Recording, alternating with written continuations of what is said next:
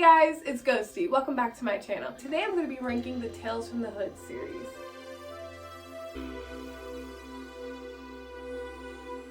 It's Black History Month and it's also the 3-year anniversary of Ghostie. I officially had my channel for 3 years. Before I get into the ranking of the Tales from the Hood series, I would like to give a little bit of a life update, seeing as I haven't made a video in a long time. Usually around the holidays I end up just going MIA on a lot of my extracurricular things because I end up working 2 jobs. We moved, obviously I'm in a new space, I have a whole new fucking setup. I'm playing with lighting and angles, so I don't really know if like this is the true future setup for Ghostie, but we're playing around with it, we're seeing what we like. I'm so excited to be back. I have a lot of great YouTube videos planned for the channel. I'm planning on getting more guests on the show.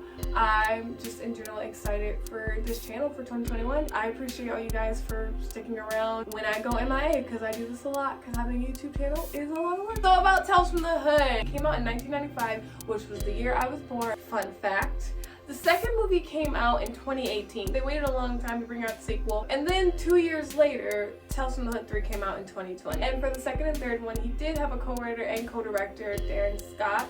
The films are also produced by Spike Lee. The first one was definitely super groundbreaking, very popular in the horror community and in the Black community. Also, because these are anthology films, which by the way, I love anthology films, I will be sharing my favorite short film within each film as well. I'm going to start with my least favorite of the series and then count up to my most favorite series. When I heard that there was going to be a Tales from the Hood 2, I was pretty fucking excited. I first saw Tales from the Hood 2 when it came out back in 2018 and I was very underwhelmed, and I'm not gonna lie, I was not entirely looking forward to visiting this film again. I just feel that it doesn't really have the same tone as the first movie, whereas the first movie is funny. This one seems to focus more on the humor than the political moral commentary. That honestly just really disappointed me because I think the first one did that so well. But I love Keith David. I was very excited to see that he took over the role of Mr. Sims. Obviously, this film being a sequel and coming out in a time where we love like references and we love nostalgia. There's so many references to the first one. The one that really works for me is when he says, "Welcome to hell, motherfucker." Welcome to hell, motherfucker! He did that iconically. That line will always be iconic. This film also references the shit, but it was so random. Like it didn't make sense. Like somebody would say shit and Keith David would be like, "The shit." It's like, okay. I feel like the shorts in this one are all pretty weak. They are very overt with the commentary, which is something I'm not a fan of in anything. You're gonna make a movie that's supposed to comment on society and how bad it is, blah blah blah, fine. But if you're like overt with it, it makes me uncomfortable and it doesn't really feel natural to me. It doesn't really feel real. It doesn't do anything for me personally. This movie wasn't really made for the Black community. There's a short where the protagonist is a white woman. The first short about the Golly doll. It's a white woman and her Black friend go to this museum of Negrosity, I think the name of it is. But it's like a Black historical museum that basically showed like the trauma that Black people face. Really, we face trauma all of our lives, but specifically the trauma we face during slavery. Both the white girl and the Black girl aren't really taking that seriously. Which I just, like, I don't know, I just didn't really like that. I hate to compare this one so much to the first one. Personally, if I'm thinking about a series and analyzing the series and the first one's a strong one, I can't help but like compare the sequels to the first one, and that does influence like my ratings on them. I can say one thing that this one does that I appreciated as far as like comparing it to the first one. Pretty much all the shorts have like a weird ending, like, oh my god, didn't see that coming. I appreciated. You could tell that it's written by the same people. My favorite shorts in this one doesn't even really have to do with Black people. It has to do with men and men being predators, using social media and like dating sites to like take advantage of women. In this particular short, there's 2 men meet up with these women and they drug them and they're trying to like hook up with them, and then the women are revealed to be like vampires. They're like, we're predators that are hunting for prey on social media like you guys, and they feed them to some like, not zombies, I don't know, they feed them to like maybe zombies, maybe just hungry cannibals. But again, had nothing to do with like black people. Like this movie just doesn't really do what the first one did, and that really bothers me. I did like the underlying story, mostly because I fucking love Keith David, and that ending was a lot of fun. But other than that, this movie is definitely like the weakest one. I gave this movie 2.5 stars on Letterboxd, and it's currently sitting at 2.3 stars on Letterboxd. I haven't watched this one until today for this video, and I'm not gonna lie, I wasn't really looking forward to it. And I was also surprised to see that like Rusty and Darren were still a part of the series. Like I'm just like, wow, like they really want to stick to it. I disliked this one for many of the same reasons that I disliked the second one, but the only reason why this one is ranked higher is because this one still has a more serious tone. But we are entirely like just gone from like what the first movie set out to do. Like we're just like so far from it. The production on this is wild. Like you can see the budget just get better with every fucking movie. All the shorts in general are like kind of underwhelming. In an interview, Rusty said like these stories aren't as good, but it's produced better, so like I'm cool with that. My favorite one is probably the last one, Dope Kicks. Oh, I only like it because it has this whole voodoo element, but this guy basically just runs up to people, knocks them out, like sucker punches them, and then steals something off of them. He gets cursed via TV by like a woman that practices voodoo. She says like you have to walk a mile in the shoes of the people that you do this to, and so he ignores that because he's like, fuck it, like I'm getting money and shit. Knocks out a guy, steals his shoes, and then he shits and pisses himself. I'm sitting here and I'm like, what is happening to this man? He sees an angel, he sees demons, like his body is undergoing all these things, and you're like, what is happening? And then he sees the voodoo lady and she's like, oh, you have to walk a mile in this guy's shoes. You know, I said that would happen, blah, blah, blah, because you're a dick. The person that he had attacked died.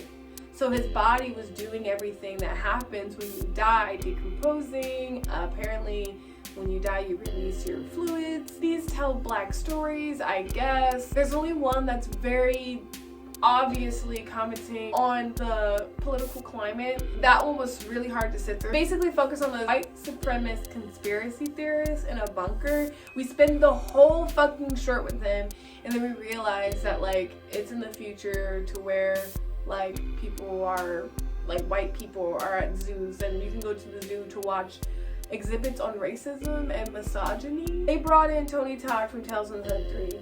And also I'm wearing him on my shirt. I think he was like mostly why I showed up for Tales from the Hood 3. So in every Tales from the Hood movie up until the third one, the storyteller is a black man and he's spooky, da-da-da.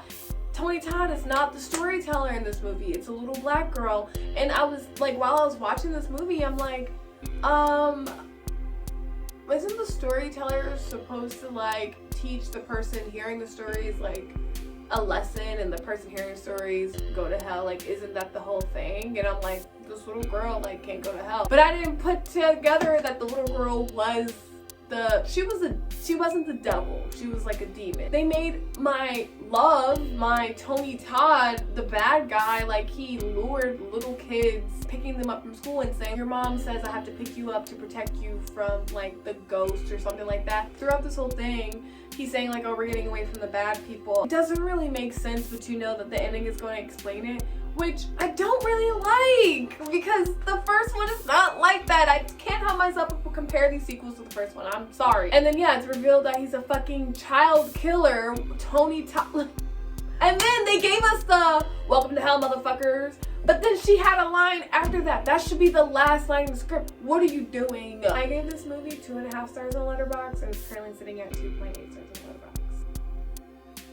This movie lands every single time. I love watching the first Tales from the Hood, but it pulls on my heartstrings like every time. I always feel like I actually relive the trauma that my ancestors faced, what our ancestors faced in that time. We'll never ever experience that. And these shorts, the one in particular I'm thinking about is the one of the fucking racist ass governor, mayor, I don't fucking know. Like he moved into the slave house and the dolls come back to kill him. First of all, that terrified me as a kid. Those dolls, like I know I would never be haunted by those dolls because like I'm not a racist piece of shit, but even that still scared me. And what really makes this movie for black people is that short with Special K, with Crazy K, the gang members one, which, I mean, I don't really necessarily agree with the idea of like,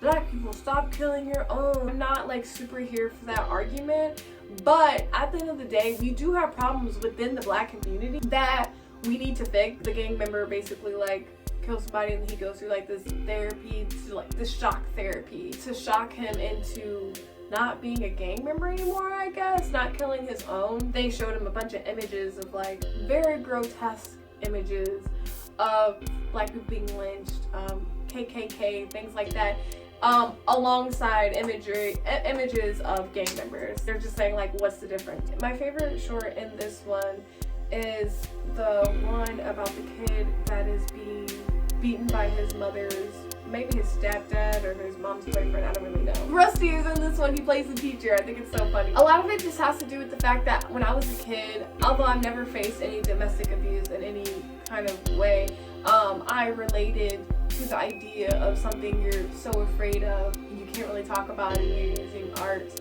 to defeat it. The acting in this one is amazing. I don't remember the actress's name, but she's in a couple of other black films. She's the voice of Trudy in The Proud Family. She was a little over the top, but it worked. The bad guy, the monster, that actor did an amazing job. Like, if I would see him in anything else, which I'm not sure if I have, but I would probably fucking hate him. Clarence, Mr. Sims in this one, I don't know Clarence's last name, that's the actor's name. I love him in this. Anytime he says this shit. You'll get the shit, you'll be knee deep in the shit. How unhinged he is the whole time. And then like the three gangsters are just like, this dude's crazy, but they're doing a drug deal, so they're just trying to like brush it off or whatever. Obviously that plot twisted me in. Tales from the Hood, so amazing. Can't do anything wrong. I gave this movie 5 stars on Letterboxd and it's currently sitting at 3.5 stars on Letterboxd. Thanks guys for watching this video. If you liked it, you can give it a thumbs up and be sure to subscribe to my channel. You can always hit the bell to be notified whenever I release new content. Follow me on social media. I'm on Instagram at DiscoLlama, Twitter at Ghostie, and Letterboxd at Ghostie. I'll see you guys in the next video.